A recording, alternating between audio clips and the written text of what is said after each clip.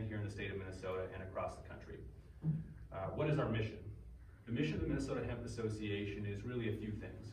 The first is we want to work to mitigate risk for the businesses taking their venture here in this industry. For us, that means having consistent and predictable regulatory environment so that businesses know what it is they need to do to meet the letter of the law. It also means that we work to raise the standard in this industry to make sure that the people engaged in it are following all the applicable laws, and that we can really see the best actors come forward and the best products being offered to consumers. We are working to expand markets. We're going to talk a little bit about that today with some of the legislation that we have here. There are many applications of the hemp product. Some of you are familiar with the fiber and grain elements. There's also obviously the CBD and other cannabinoid extraction stuff. That's going to be a big part of this. Here in Minnesota in 2019, 78% of the hemp grown was for CBD production. We expect and hope that the grain and fiber markets are going to continue to expand as we see more processing capacity come online.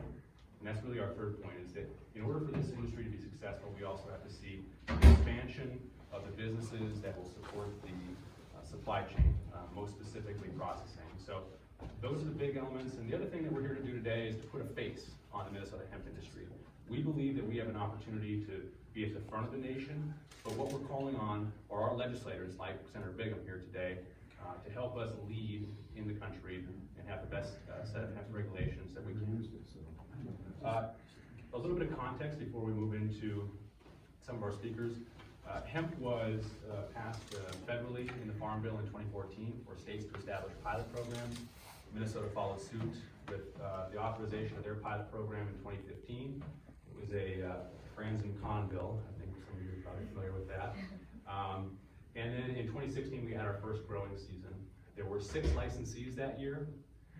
Fast forward to 2019, after the federal Farm Bill opened up the industrial hemp program nationally, we had somewhere around 650 to 700 licenses here in the state of Minnesota, with 8,000 acres grown and 400,000 square feet of indoor space also planted. The USDA rules were promulgated back in October. They pose a real challenge for the people who are participating in this industry. And we are leaning on our legislators, our leaders here in the state of Minnesota, including at the Department of Agriculture and the Walls Administration and here in the legislature, to help us figure out how to sustain this industry going forward. We've got a set of bills here today that we're introducing. Senator Brigham is our chief author in the Senate, and Representative Lange, who could not be here with us because of another commitment today, is our chief author in the House. But I just want to kind of preview what these pieces of legislation will do. The first is that we as an association believe that we should be regulating smokable and vapable hemp products to an age restriction of 21 plus. We think that's in the best interest of the consumer and of the longevity of this industry, and we want to be responsible in the way that we approach our business. The second piece of legislation that we're working on right now is a comprehensive piece of legislation that allows us to give the Department of Agriculture the ability to establish some rulemaking of their own for hemp here in the state of Minnesota. Because of the restrictions that the USDA has placed on hemp growers, making it more difficult, especially for CBD growers, we believe that there's an opportunity for the state of Minnesota to step forward and to make sure that all of the risk in this business is not placed on the farmers who are taking a risk and going out there and trying to engage in this new product. And so we want to give them the opportunity to make it so that hemp farmers don't have to destroy their crop if it slightly exceeds 0.3%. That's a very important element of mitigating the risk in this industry. We want to make sure that we don't get left behind when it comes to the application of CBD in food, something that's legal in many other states right now, and those states are sending products that are now on our shelves, while Minnesota businesses can't engage in that same opportunity right now. And finally, one of the big things that we're working on as well is to update the labeling law that Senator Brigham was an author on last year. And so those are kind of an overview of the hemp legislation that we're offering. One other thing that we're working with the department on, and I think this is of interest to many of the potential hemp farmers that we get calls from every day, is to expand some educational programming so that farmers have an opportunity to hear from experts on how to best grow this new crop after decades of not being able to do so here in the United States. And so without further ado, I just want to take an opportunity to introduce a friend of the hemp industry, an advocate for consumers and for the entrepreneurs and growers that make us successful, our friend, Senator Karla. Thank you, Joe. Thank you.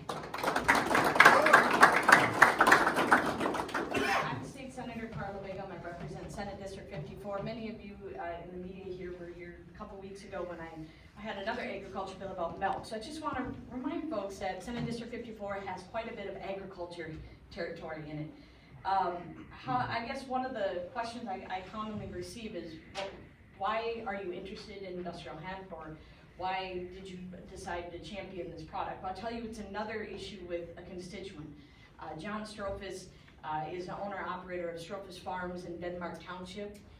He also owns Field Theory. I use Field Theory products, and you know, you hear from constituents, and you want not only your constituents, but businesses across Minnesota to be successful, especially new industries. And you have to make sure that regulation doesn't impede their ability to be successful. And that's kind of the premise of how the labeling and testing bill came from last year, where you know, John and I had conversations about making sure that the products that people are consuming are what they say they are, so that you're not getting, you know, say maple syrup instead of CBD oil at 100 milligrams. So that's important. It's important for consumers, it's important for businesses, so that they can be very proud of the marketing and the products that they work so hard at producing.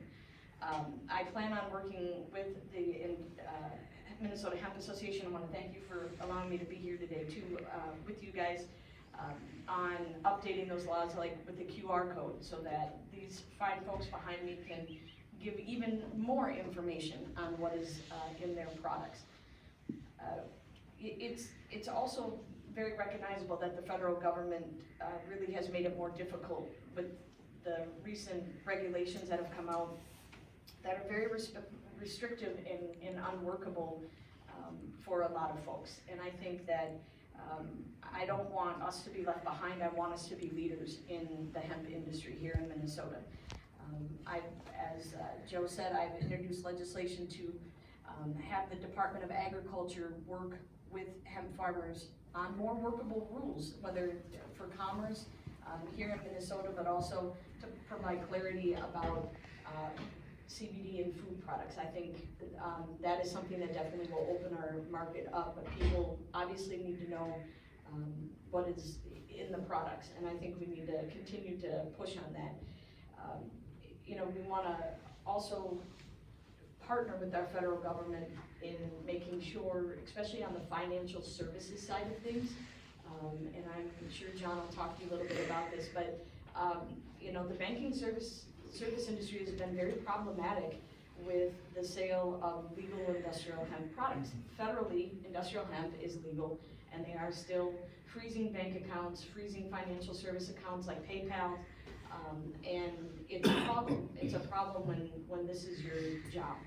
And so we need to continue to work with our federal partners on the financial services issue. I did introduce a bill that would not allow PayPal type financial services to keep your money if the account is frozen for some reason. The other bill that I just introduced, and I want to make this clear, is that this is not just retailers, this is not just processors, this is farmers, manufacturers, processors, it's all of them, and we gotta take care of it from the ground to the shelf. And so we gotta make sure that we're clearing the path to make sure that these products are safe and consumable and really what people are expected to buy. I did introduce a bill that defines industrial hemp as an agriculture product in the tax code, so that will allow farmers to have the agriculture homestead credit if they are a hemp farmer, so leveling the playing field with other farmers as well. So, and I think that's important so that we can continue to increase the amount of farmers that will take on industrial hemp as their product. And let's not forget how sustainable and versatile hemp is as a product, whether it's insulation, oil, textiles. It's a very durable, sustainable product, and we need to continue to build and add a processing plant, working with DEED to add some incentives to have a processing plant come here so that we can utilize the fibers of the hemp plant. So these are things that, together with these fine folks behind me from the Minnesota Hemp Association and good friends like John Strohfus, that we are going to continue to work together to make sure Minnesota is a leader in the industrial hemp industry. So with that, I'll introduce John Strohfus. Good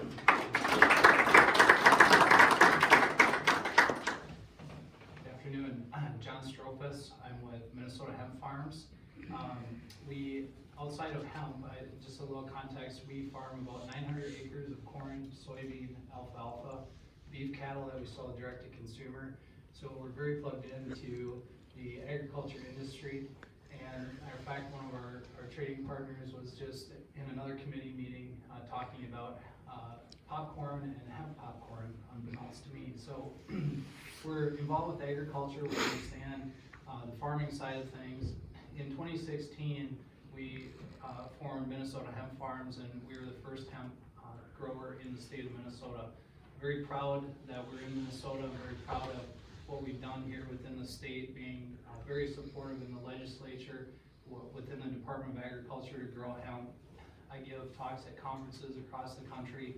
I was recently appointed to the executive board of the U.S. Hemp Growers Association, which is a national association representing hemp growers across the United States, and very proud of my participation here as a member in the Minnesota Hemp Association. There is a tremendous amount of opportunity in hemp. We hear about hemp in the news in very small sound bites. I'd like to shift the focus real quickly, just for a moment, into the food sector, because we hear a lot about CBD, but most people forget that Minnesota is the Wall Street of food. We have a tremendous amount of food innovation and work being done here within the state. All the economic development done in agriculture, going into an extremely vibrant food ecosystem. We also hear a lot about consumer trends into organics. So in our farm, we work in organics. Many of the hemp growers work in organics. Of course, they also grow conventionally as well. Also, we hear about plant-based protein and the consumer shift. We have the Impossible Burger. We have Beyond Meat. Many people don't know that hemp is the second or the largest provider of plant-based proteins next to soybeans.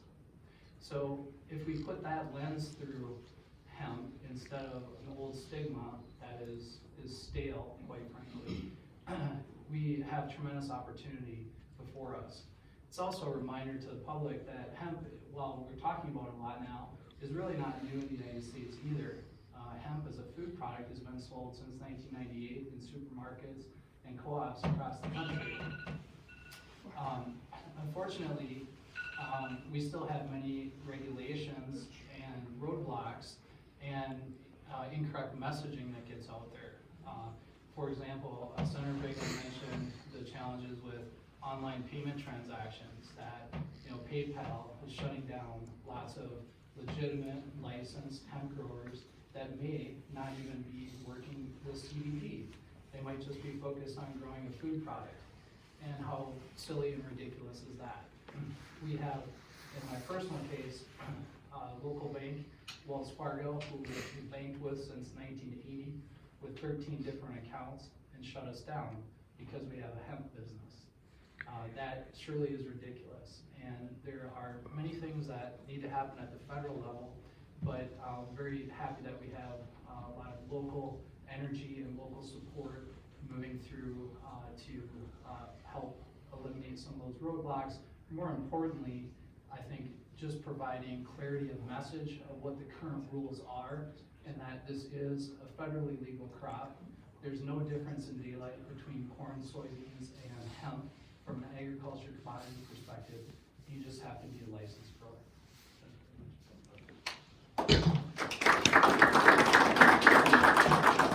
We've got one of our speakers who's running a few minutes behind. He's meeting with the majority leader right now, and so I told him we'll give him a pass. So I'm going to move on to our next speaker, is Sara Kietzer from Blue Earth County hemp retailer and hemp grower, and I will turn it over to her.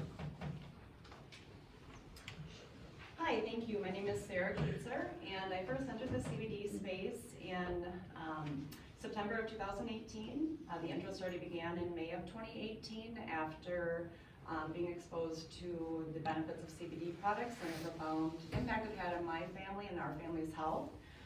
We have a daughter that was born with a very rare condition, and we found CBD to help with her condition. I started my retail store in September of 2018 in southern Minnesota. I'm from Blue County. And shortly thereafter, we decided to be a hemp producer. The more you learn about the industry, it's pretty easy to be drawn in and to see the untapped potential, not only from a sustainable product, but also we need to consider our agricultural economy in the state of Minnesota and across the nation. Farmers and growers are struggling in the corn and soybean markets, in the dairy markets, whether you're in swine. It's pretty widespread, and farmers are really looking to bring profitability back to the farm. In the industry, we understand that the market has drastically changed, even from last summer to this summer. Unfortunately, we had a great overproduction of hemp, especially for CBD, across the United States. Farmers, in the western states that have been growing ahead of Minnesota are maybe still hanging on to crop from 2 previous harvests. And we have new farmers that accepted the challenge to get into this industry that now are in many cases storing their hemp and have yet to monetize on their crop. There's a lot of time and money invested into being a part of a new industry and growing a new crop. It's a steep learning curve, especially for the conventional corn and soybean growers, as you're tackling more organic approaches. I think one of the things that we face as a challenge in the industry is the questions that we're not asking, the things that we're not talking about. There's a lot of research and data on hemp that make it very clear that hemp is far more sustainable as an industry. We can get much more fiber for textiles from hemp than we can from cotton. We can get far more pulp for paper from hemp than we can from forestry mining. All of these with using less natural resources and just far more environmentally friendly and sustainable. It's really exciting to think about the legislation that happened 70 plus years ago that really impacted our environmental issues that we're dealing with today. Hemp can be a forerunner in a lot of consumer products, whether it's from packaging to plastics to fuels to so many different things. We've made great strides in the industries of corn and soybeans and trying to find diverse products for that. And hemp is probably has the most potential of any plant that we're seeing. There's a very uncertain regulatory environment in the industry right now. It leaves many of us jumping from one foot to the other. Things change very rapidly. It's hard to stay on top of all of the changes. It's hard to, approach responsibly the things that we need to do and the industry wants to do to really grow the industry responsibly for the consumer. CBD is the space that I'm currently in, but that's just one product in an industry with untapped potential. And many of us believe, what these products represent. CBD, for instance, we've known about the body's endocannabinoid system since the early 90s. It's, quite possibly a system in our body, that has the greatest impact in all of our body systems. It's a very strong potential in the neuromodulatory world, and we're not talking about it even in medical school. And so now we're being approached with the consumer products, and we don't have federal support or the education that we need in that space. We are really looking for partners in the government who believe like we do here at the Minnesota Hemp Association, that Minnesota can be a leader in the industry. I live in Blue County, and we have some of the richest soils in the United States. We have great potential. Growers grow, it's been said before. We have great potential. We can produce. Now we just need to build out the infrastructure in the end consumer markets. We've got great partners in legislatures like Senator Brigham, Commissioner Peterson, and the Department of Agriculture. We've really worked alongside them to move the industry forward, and here under the Walls administration. We're really counting on them to help us build the industry here in Minnesota while other states in the Midwest and across the nation are really lagging behind in their legislative efforts. The farmers and business owners all throughout the industry are really here to help educate our legislators and help them understand where we're at in the trenches as growers, retailers, business owners in an industry where there's a roadblock at nearly every corner. But I believe everyone here is very passionate to grow the industry because we see the potential. The more research you do, the more you learn about it. It's pretty hard not to take a keen interest in what it would mean for our environment, our agroeconomics, and industry in our nation. Thank you.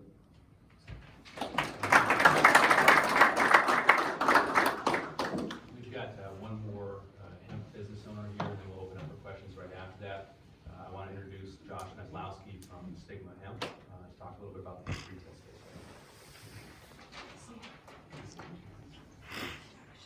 This is amazing. I didn't know what to expect when I came down. I was running around having meetings with my guys at the Senate level and full house. So my name's Josh Maslowski.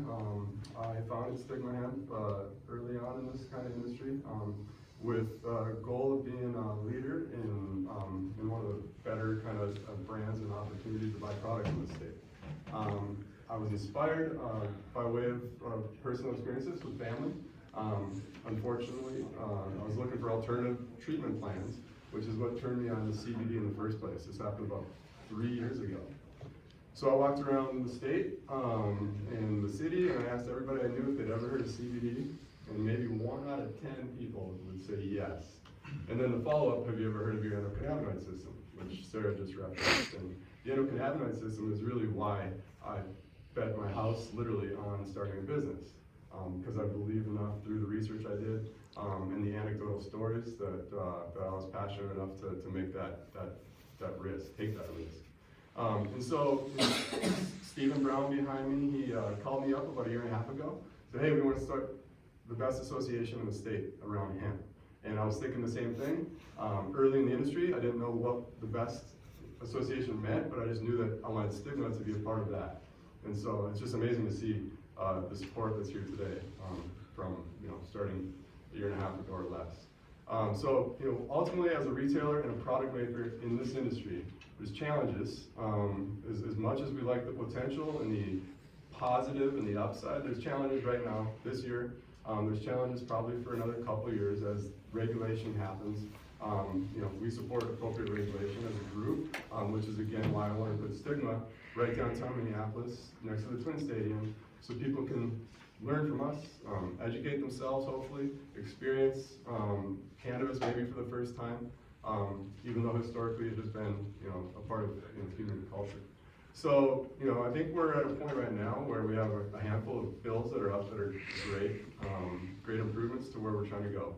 But the goal here is to make sure that legislatures understand and are educated that we as a group here are doing it the right way. We're self-regulating, being proactive about what we think is the right way to do this by looking at other states and the history. And so we hope that everybody can look to us to be a good example when it comes to that.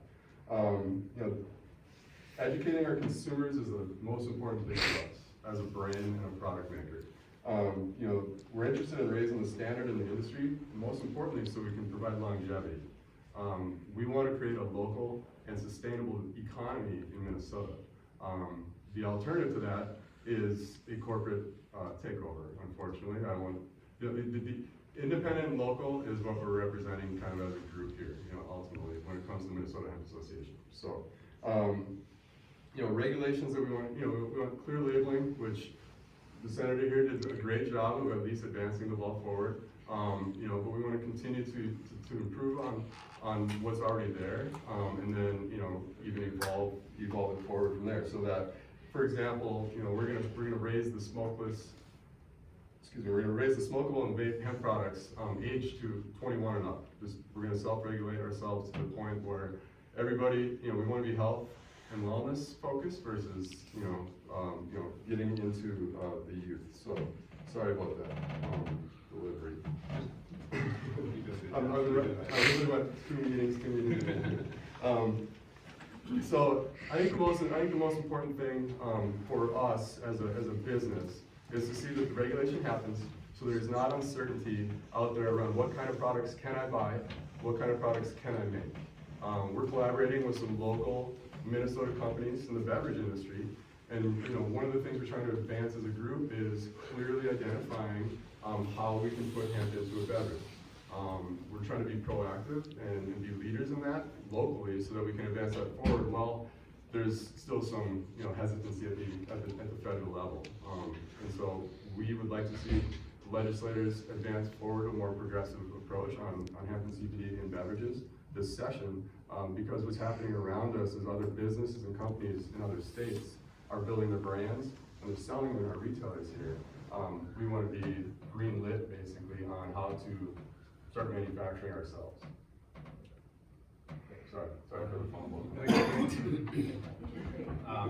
So at this time, we want to just open up for any questions that folks might have of the presenters, of myself, or of Senator Brigham on the legislation that we're proposing, or anything else. Senator, could you talk about the process of this passing? Maybe talk about the proposal in the chamber and in the House too.